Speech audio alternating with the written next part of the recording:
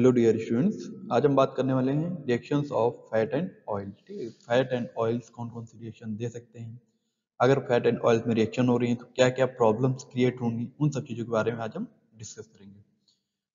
ये जो टॉपिक है आपके यूनिट थर्ड से लिया गया है, बी फार्मा थर्ड सेमेस्टर से। ठीक है ना। जो पहली यहाँ पर आपको रिएक्शन दिखाई दे रही है, ठीक है, वो हाइड्रोलिसिस। ठीक है, यानी आपके फैट या ऑयल या आप कह लें ट्राइग्लिसराइड का टूटना, लाइसिस यानी टूटना। ठीक है, तो यहाँ पर आप एक रिएक्शन देख पा रहे हो। ठीक है ना। और ये क्या है, ये एक ट्राइग्लिसराइड है, R1 R2 R3। ये क्या है, ये कहीं ना कहीं एक long chain of fatty acid है। यहाँ पर CH2 CH2 CH2 CH3 ऐसे कर करके करीबन 12 से 13 कार्बन की एक चेन होगी लंबी सी, क्योंकि वो सारा लिखवाना तो यहाँ पॉसिबल नहीं है, इसलिए इसे R1 R2 और R3 से डिनोट किया जा रहा है। ठीक है, बस इतना ही। फिर ये जो R1 R2 R3 यानी जो फैटी एसिड की चेन है, ठीक है, ये मिलके कैसे बना था, पहले एक ग्लिसरॉल था, ये इतना ग्लिसरॉल था। ग्लिसरॉल ने फैटी एसिड से, इन फैटी एसिड से रिएक्शन करी। ठीक है, अगर बात करें ये यहाँ पर इतना और इधर एक H इससे जुड़ा हुआ था, ये इतना ग्लिसरॉल था और बचा हुआ रिमेनिंग पार्ट आपका फैटी एसिड कहलाता था। इसकी इससे जब रिएक्शन हो गई, इन दोनों की आपस में जब रिएक्शन हो गई, ठीक है, तो एक कंपाउंड बना जिसे आप ट्राइग्लिसराइड बोल रहे हैं। अब ये आपका ऑयल भी हो सकता है और ये आपका फैट भी हो सकता है। ठीक है, वो डिपेंड करेगा कि ये वाली जो चेन है ये सैचुरेटेड है कि अनसैचुरेटेड है। अब अगर इसमें किसी बेस की प्रेजेंस में एक रिएक्शन करा दी जाए, जिसे आप हाइड्रोलिसिस कर रहे हैं, और ये रिएक्शन बेस की प्रेजेंस में हो सकती है, जैसा कि नीचे दिया हुआ है, वाटर की प्रेजेंस में हो सकती है, एंजाइम की प्रेजेंस में हो सकती है, और ये एसिड या बेस की प्रेजेंस में भी हो सकती है। ठीक है, अब अगर यहाँ पर अगर कोई बेस रख दिया जाए और बेस से हम रिएक्शन करा दें, तो क्या होगा, आपका ग्लिसरॉल अलग हो जाएगा और एक आपको फैटी एसिड यानी ये सोप के फॉर्म में, अगर बेस से रिएक्शन कराओगे तो सोप के फॉर्म में ये इतना अलग हो जाएगा। तो यहाँ पर जो फर्स्ट लाइन लिखी हुई है, the hydrolysis of fat and oil in the presence of base makes soap is known as saponification. इसे सैपोनिफिकेशन भी कहते हैं। अगर H2O की प्रेजेंस में कराते आप, वाटर की प्रेजेंस में करा देते अगर, ठीक है ना, तब भी कोई दिक्कत नहीं थी, वाटर के प्रेजेंस में भी ये रिएक्शन आसानी से हो जाती। तब यहाँ पर R1COOH हो जाता, Na ना होके यहाँ पर H हो जाता, ये Na नहीं होता। ठीक है, यहाँ पर हो जाता हाइड्रोजन। फिर अगर बात करें नेक्स्ट जो पॉइंट यहाँ पर दिया हुआ है, alkaline hydrolysis of fat produce salt of fatty acid called soap. ये इसकी बात हो रही है। ठीक है, एक सॉल्ट यहाँ पर मिल रहा है, ठीक, जिसे हम क्या कहते हैं, सोप कहते हैं। And hence this reaction is also known as saponification, इसीलिए इसे हम क्या कहते हैं, सैपोनिफिकेशन भी कहते हैं। अब हाइड्रोलिसिस कई तरह से हो सकती है। एक तो आपने देख लिया कि बेस की प्रेजेंस में हो सकती है, दूसरा वाटर की प्रेजेंस में भी हो सकती है। ठीक है, यहाँ पर ये टेम्परेचर और ये एटमॉस्फेयर आपको देना होगा। फिर बात करें तो हाइड्रोलिसिस एंजाइम की प्रेजेंस में भी हो सकती है। कुछ जो आपके बैक्टीरियाज हैं वो कुछ एंजाइम लाइपेज वगैरह, या फिर जो आप फूड लेते हैं, टेक करते हैं, तो आपके सलाइवा में, स्टमक में, पेनक्रियाज से जो लाइपेज निकलता है, उनकी प्रेजेंस में भी इसकी हाइड्रोलिसिस होती है। और एसिड की प्रेजेंस में भी हाइड्रोलिसिस हो सकती है। ठीक, तो नेक्स्ट रिएक्शन हम देखते हैं। नेक्स्ट रिएक्शन हमारे पास है हाइड्रोजिनेशन। अब देखो, हाइड्रोजिनेशन का सीधा सा जो मतलब है वो है एडिशन ऑफ हाइड्रोजन। ठीक है, एडिशन ऑफ हाइड्रोजन कहाँ होगा, तो यहाँ पर अगर आप ध्यान से देखो तो एक आपके पास ट्राइग्लिसराइड लिया हुआ है जिसे हम कैस्टर ऑयल, ठीक, ये एक ऑयल है। अब ऑयल क्यों कह रहे हैं, क्योंकि अगर यहाँ पर देखोगे, ये इतना पोर्शन अगर आप थोड़ा सा ध्यान से देखो तो यहाँ पर डबल बॉन्ड दिए हुए हैं। ठीक, यहाँ भी डबल बॉन्ड है, और नीचे वाली फैटी एसिड की जो चेन है इसमें भी डबल बॉन्ड है, यहाँ भी डबल बॉन्ड है, और यहाँ भी डबल बॉन्ड है आपका। अगर यहाँ पर एक एक हाइड्रोजन ऐड कर दिए, एक यहाँ, एक यहाँ, फिर एक यहाँ, एक यहाँ, फिर एक यहाँ, फिर एक यहाँ, यानी टोटल हाइड्रोजन दो दो चार दो छः, छः हाइड्रोजन अगर ऐड कर दिए जाएं, तो क्या होगा, यहाँ पर आप देख पा रहे हो वो डबल बॉन्ड हट गए। यहाँ पर एक एक हाइड्रोजन था, अब यहाँ पर दो दो हाइड्रोजन हो गए। ठीक, दो दो हाइड्रोजन हो गए। अब दो हाइड्रोजन से क्या होगा कि जो डबल बॉन्ड है वो तो हट गया, यानी पहले अनसैचुरेटेड था, ये जो कैस्टर ऑयल था पहले कैसा था, अनसैचुरेटेड था। अब ये कैसा हो गया, तो हाइड्रोजनेटेड कैस्टर ऑयल, यानी अब ये सैचुरेटेड हो गया, तो कहीं ना कहीं अनसैचुरेटेड यानी ये लिक्विड होगा, और अगर ये सैचुरेटेड होगा तो ये कहीं ना कहीं हार्ड हो जाएगा, या कह सकते हैं हम ये टफ। ठीक है, एक सॉलिड कंपाउंड बन जाएगा। तो यहाँ पर जो लाइंस लिखी हुई हैं कुछ, oil have large amount of unsaturated portion in the form of glyceride. Oil are transferred into solid fat when hydrogen is passed through them. इस लाइन का क्या मतलब है, सीधा सा अभी हमने आपको एक्सप्लेन किया oil are transformed into solid. ये ऑयल था, अब ये कहीं ना कहीं सॉलिड में कन्वर्ट हुआ। सॉलिड में क्यों कन्वर्ट हुआ? क्योंकि यहाँ पर पहले अनसैचुरेशन था। ठीक है, अगर आप ये सब सारी चीजें देखो तो यहाँ पर क्या है, अनसैचुरेशन है। बट अभी क्या है, ये सारे के सारे सैचुरेटेड हो गए। ठीक है, अब सैचुरेटेड हो गए तो कहीं ना कहीं ये थोड़े से सॉलिड भी आपके हो जाएंगे। फिर नेक्स्ट क्या है आपके पास, जो line pass through them while they are under pressure and utilising a catalyst at high temperature oils are harden during this procedure. ठीक, अब ऑयल्स क्या होंगे इस पर्टिकुलर प्रोसीजर में थोड़े से हार्ड हो जाएंगे। ठीक है, क्योंकि पहले अनसैचुरेटेड थे, अब ये सैचुरेटेड हो गए। तो एग्जांपल में आप कैस्टर ऑयल का हाइड्रोजनेशन दिखा सकते हैं, ये रिएक्शन आप दिखा सकते हैं। नेक्स्ट जो रिएक्शन है हमारे पास वो है सेपोनिफिकेशन। इससे पहले भी हमने सेपोनिफिकेशन कहीं ना कहीं देख लिया। ठीक है, बेस की प्रेजेंस में, एक बेस की प्रेजेंस में अगर हाइड्रोलिसिस हो रही है तो उस पूरी प्रोसेस को हम सेपोनिफिकेशन कहेंगे। यहाँ पर आप देख पा रहे हैं ट्राइग्लिसराइड है, R1 R2 R3, एक लंबी सी चेन है फैटी एसिड की। ठीक है, यहाँ पर CH2 CH2 CH2, बहुत सारे CH2, मोर देन 10 11 13 14। ठीक है, फिर लास्ट में आपकी वैलिडिटी को सेटिस्फाई करने के लिए CH3 होगा, और उसकी रिएक्शन आप NaOH से करा दीजिए। NaOH से जैसे ही रिएक्शन कराएंगे तो आपको एक ये मिल जाएगा जिसे हम ग्लिसरॉल कहते हैं, जो प्राइमरी कंपोनेंट था, प्राइमरी रिएजेंट था for the synthesis of triglyceride. ठीक है, वहीं आपको एक मिलने वाला है सॉल्ट जिसे हम कहते हैं सोप। ठीक है ना, तो यहाँ पर कुछ जो लाइंस लिखी हुई हैं, saponification is hydrolysis of an ester. देखो एस्टर फिर इसे क्यों कहा जा रहा है, तो हमने बात कर ली थी, क्योंकि ये इधर आर आप मानेंगे, इधर आर है और बीच में ये COO है। ठीक है ना, तो इस पूरे कंपाउंड को, इस तरह के फॉर्मूले को हम कहते हैं एस्टर। विद NaOH और KOH किसी भी तरह का एक बेस ले सकते हैं टू गिव अल्कोहल।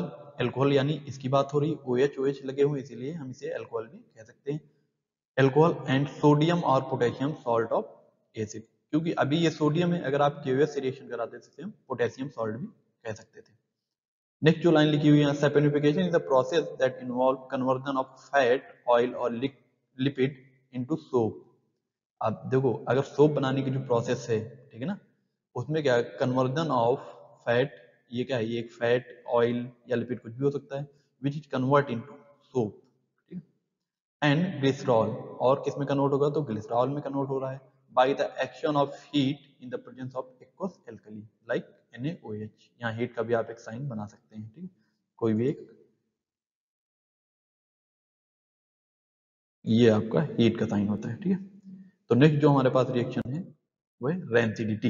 रैंसिडिटी क्या होती है? ठीक है ना, रैंसिडिटी की बेसिकली अगर बात कर लेना तो कोई भी फूड मटेरियल जिसमें किसी भी तरीके का ऑक्सीजन की प्रेजेंस में डैमेज हो जाए, उसके स्ट्रक्चर, उसके टेस्ट में, उसकी फिजिकल प्रॉपर्टीज में कुछ आपको डिफरेंसेस देखने को मिल जाए। ठीक है, उसका टेस्ट आपको अलग दिखेगा, उसका स्मेल अलग आएगी आपकी, उसका स्ट्रक्चर अगर आप पता करेंगे तो स्ट्रक्चर आपको जो है डिफरेंट मिलेगा, उसकी फिजिकल प्रॉपर्टीज में भी आपको चेंज आपको दिखेगा, like colour, order, etcetera etcetera. ठीक है, तो नेक्स्ट जो पॉइंट है, rancidity refer to the oxidation of unsaturated fat और oils in food that result in the bad smell, जो कि अभी हमने डिस्कस किया कि उसमें जो टेस्ट या स्मेल होगी वो कहीं ना कहीं अनप्लीजेंट होगी, वो आपको पसंद नहीं होगी, जो नॉर्मल फूड में होनी चाहिए। When oxygen molecule interact with food and oil, the normal composition of food is damaged, which cause change in taste and smell, and thus the food is not recommended to be consumed. क्योंकि जो food है उसका एक particular structure है, food में जो fat है या जो ऑयल्स हैं उनका एक पर्टिकुलर स्ट्रक्चर है, इसीलिए वो अपना एक जो यूनिक टेस्ट है वो दे पा रहा है। अगर उस स्ट्रक्चर के साथ में कुछ दिक्कत आती है, अगर उसका ग्लिसरॉल अलग हो रहा है, फैटी एसिड अलग हो रहे हैं, तो ऑब्वियस सी बात है उसमें जो टेस्ट होगा, उसमें जो स्मेल होगी वो कहीं ना कहीं चेंज होगी, जो कि आपके कंज्यूम करने के लायक नहीं है, वो फिर आपका हेल्थ इश्यू भी कहीं ना कहीं देगी। ठीक है, नेक्स्ट जो है हमारे पास, when unsaturated fat are exposed to sunlight, obvious सी बात है, बात वही हो रही है, आप एयर के कांटेक्ट में लाते हैं, आप जो है सनलाइट के कांटेक्ट में लाते हैं, तो कहीं ना कहीं ये थोड़ा सा अपने स्ट्रक्चर में चेंज करेगा, एपॉक्साइड बना देगा, जैसे यहाँ पर आप देख पा रहे हैं तो हाइड्रोपरऑक्साइड बना देगा। ठीक है, अनसैचुरेटेड फैट के केस में ये हो रहा है अधिकतर। ठीक है, अनसैचुरेटेड फैट या फिर अनसैचुरेटेड आपका ऑयल है, and break down into volatile aldehyde ester alcohol like your glycerol, okay, hydrocarbons, ketones, some which have unpleasant odour, और इनके जो टेस्ट होंगे, जो ऑर्डर होंगे, वो कहीं ना कहीं बहुत ही खराब हो जाएंगे, बहुत ही बेकार हो जाएंगे, जो कि आप कंज्यूम नहीं कर सकते, वो आपके हेल्थ के लिए भी सही नहीं होंगे। नेक्स्ट स्लाइड देख लेते हैं। तो रेंसिडिटी के बारे में, ये कुछ टाइप्स हैं रेंसिडिटी की, कितनी टाइप की हो सकती है रेंसिडिटी। तो रेंसिडिटी का जो फर्स्ट टाइप है यहाँ पर, वो है हाइड्रोलिटिक रेंसिडिटी।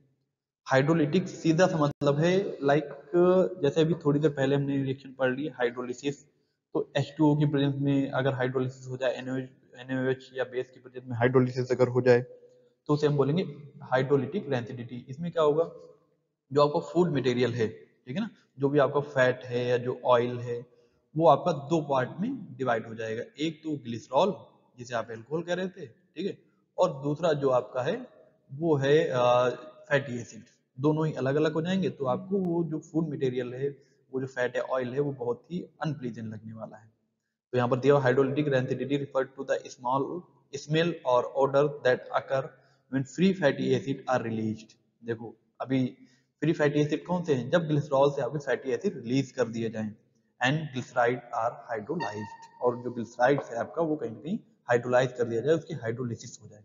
नेक्स्ट हमारे पास है ऑक्सीडेटिव। ऑक्सीडेटिव रेसिडिटी में क्या होगा, अनसैचुरेटेड फैट या ऑयल में ये होगा, ठीक है, इन द प्रेजेंस ऑफ ऑक्सीजन। और होगा क्या कि ये एक इपॉक्साइड बना देंगे या हाइड्रोपरऑक्साइड बना देंगे, जिससे हमारा जो फूड मटेरियल है वो कहीं ना कहीं डैमेज हो जाएगा, ठीक है, और वो अब कंज्यूम करने के लायक नहीं बचेगा। फिर अगर बात करें माइक्रोबियल रेंसिडिटी, तो कुछ माइक्रोब्स जो होते हैं वो लाइपेज एंजाइम प्रोड्यूस करते हैं, और लाइपेज एंजाइम क्या करता है, हाइड्रोलिसिस कर सकता है, ठीक है। जनरली इसी रिएक्शन की बात हो रही है, हाइड्रोलिटिक, क्योंकि माइक्रोब की प्रेजेंस में हो रही है, इसीलिए इसे हमने कह दिया माइक्रोबियल रेंसिडिटी, ठीक है ना। अब देखो क्या है, microbial rancidity occur when micro organisms such as mould और bacteria use your enzyme like lipase. अभी हमने जिससे बात करी, जो आपके बैक्टीरिया हैं वो एक एंजाइम प्रोड्यूस करते हैं जिसे लाइपेज कहते हैं, या ये ह्यूमंस में भी होता है लाइपेज आपका बहुत ज्यादा मात्रा में, तभी तो आपके जो फूड मटेरियल्स हैं, जो फैट हैं, जो आपके ऑयल्स हैं, वो कहीं ना कहीं इनकी हाइड्रोलिसिस होती है, ठीक है, तभी डाइजेशन हो पाता है। और फिर ये क्या करते हैं, जो बैक्टीरिया आते हैं, they break down chemical structure of fat and oil producing unwanted smell and taste, ठीक है। इसमें जो टेस्ट या स्मेल होगी वो कहीं ना कहीं अब अनप्लीजेंट होने वाली, जो आपको पसंद नहीं आएगी। अगर इस पर्टिकुलर प्रोसेस को हमें रोकना है कि किसी बैक्टीरिया की वजह में हाइड्रोलिसिस ना हो पाए, तो यहाँ पर कुछ आपको reduced by the inhibiting micro organism और बाय द डिस्ट्रॉइंग देम। अगर इन माइक्रो ऑर्गेनिज्म को कहीं डिस्ट्रॉय कर दिया जाए या इनको इनहिबिट कर दिया जाए, इनकी ग्रोथ ना हो पाए, ऐसे कुछ सब्सटेंसेस ऐड कर दिए जाए, ठीक है ना, तो हम इस पर्टिकुलर हाइड्रोलिसिस को, माइक्रोवेव रेंसिडिटी को रोक सकते हैं, जैसे कि प्रिजर्वेटिव वगैरह भी यूज किए जाते हैं इसके लिए। नेक्स्ट हमारे पास है ड्राइंग ऑफ ऑयल, ठीक है, ड्राइंग ऑयल। अब देखो ड्राइंग ऑफ ऑयल का ये कहीं भी मतलब नहीं कि आप उसे वाटर को रिमूव कर दें, जैसे एक नॉर्मल सेम चीज क्या करते हैं, कपड़े सुखाने के लिए वाटर हट गया तो ड्राई हो गया, या कोई भी और भी चीज है, अगर उसे ड्राई करना है तो मतलब वाटर के कंटेंट को हटाना है। बट ऑयल के केस में ऐसा नहीं है, ऑयल के केस में ऐसा बिल्कुल भी नहीं कि आप वाटर के कंटेंट को हटाएं, ठीक है। ऑयल के केस में क्या है कि आपने एक कोई लेयर ली, कोई ऑयल लिया, ठीक है, और उसमें उसको आपने कहीं पर प्लेस कर दिया, एक लेयर कहीं पर चढ़ा दी। अब क्या होगा, वहां पर वो एयर के कांटेक्ट में आएगा, एयर के कांटेक्ट में आएगा तो वो धीरे धीरे धीरे धीरे धीरे क्या होगा, एक लेयर बना लेगा, एक हार्ड लेयर बना लेगा, जिसे हम कहेंगे ड्राइंग ऑफ ऑयल्स। तो जो फर्स्ट यहाँ पर पॉइंट दे रखा है आपका, वो है drying of oil hardens to tough solid film after a period of exposure to air। अगर एयर के कांटेक्ट में हम थोड़े से समय के लिए इसकी कोई एक लेयर, इस ऑयल को रख देते हैं, तो एक हार्ड लेयर बना लेता है, जिसे हम ड्राइंग ऑफ ऑयल बोल सकते हैं। Oil make a solid layer after chemical reaction in which the component are cross linked by the action of oxygen. अब देखो जैसे ही आपने इसे थोड़ी देर के लिए रखा बाहर, तो इसमें क्या होगा, एक क्रॉस लिंकिंग हो जाएगी, इसी को आप पॉलीमराइजेशन कह सकते हैं। डिफरेंट डिफरेंट पॉलीमर्स क्या होंगे, ऑक्सीजन के प्रेजेंस में आपस में जुड़ जाएंगे, जैसा कि यहाँ पर इस रिएक्शन में आप देख पा रहे हो, ठीक है। इसमें क्या हुआ, पहले तो ये कोई पॉलीमर है, ये कोई चेन है, यहाँ पर आगे इसका लगा हुआ है ना, ग्लिसरॉल वगैरह इसके आगे होंगे, ठीक है। ये सिर्फ इतनी चेन ले लीजिए फैटी एसिड की, उसमें अनसैचुरेटेड एसिड दिखाया गया। अब क्या होगा, ऑक्सीजन की प्रेजेंस में इसका ऑक्सीडेशन होगा, और ऐसा ही दूसरे एक दूसरी और चेन होगी, ऐसा तो नहीं सिर्फ एक ही चेन है, कई सारी होंगी, तो दूसरी की प्रेजेंस में भी ये होगा। अब जब ये होगा तो ये दोनों चेन फिर आपस में क्या होंगी, जुड़ जाएंगी, ठीक है। और जुड़ के क्या करेंगे, ये देखो ये जुड़ गई, इन्होंने क्या किया, एक हार्ड लेयर बना ली, ठीक है। हार्ड लेयर बनाएंगे तो ये सॉलिड हो जाएंगे, और इसमें देख रहे हो तो ये एक लिंक के थ्रू, यहाँ पर एक लिंक है उसके थ्रू जुड़ गए, जिसे हम पॉलीमराइजेशन कहते हैं, ठीक है। तो जो नेक्स्ट हमारे पास पॉइंट है, drawing oil unsaturated fatty acid, unsaturated fatty oil, either natural or synthetic, that when spread into thin film become hard, tough and elastic upon exposure to air. Same point है, इन दोनों में बहुत ज्यादा different नहीं आपको मिलने वाला, ठीक है। यहाँ पर कुछ और लाइन दे रखी हैं ड्राइंग ऑफ ऑयल के बारे में। क्या है, drying of oil are used as vehicle in paint varnishes and printing inks, ठीक है ना। जो प्रिंटिंग इंक्स जो लिक्विड वाली होती थी, कार्ट्रिजेस की बात यहाँ पर नहीं हो रही है। और व्हीकल के पेंट्स में आप बहुत ही कॉमन सा एग्जांपल देख सकते हैं, जब आप पेंट्स वगैरह लेके आते हैं अपने गेट या कहीं वॉल पे करने के लिए, तो कुछ देर के बाद में पेंट करने के बाद में क्या होता है, जो वो पेंट है, जो गेट है, उसके ऊपर एक हार्ड लेयर बन जाती है। तो उसमें क्या होता है, जो वहां पर चेन्स प्रेजेंट थे, ठीक है ना, जो चेन्स प्रेजेंट थे उसमें ऑक्सीडेशन हुआ, ऑक्सीडेशन होने के बाद में क्या होता है, वो आपस में क्रॉस लिंक करती है, जिसे पॉलीमराइजेशन आप कह रहे थे। क्रॉस लिंक करने के बाद में एक हार्ड लेयर बना लेते हैं, और आपका जो गेट है, जो वॉल है, बाइक्स है एक्सेट्रा, वो सारे के सारे प्रोटेक्ट हो जाते हैं। फिर डाइंग ऑयल्स में जैसे कुछ vegetables oil that are capable to chemically reacting with oxygen present in air, eventually the oil hardness and dry.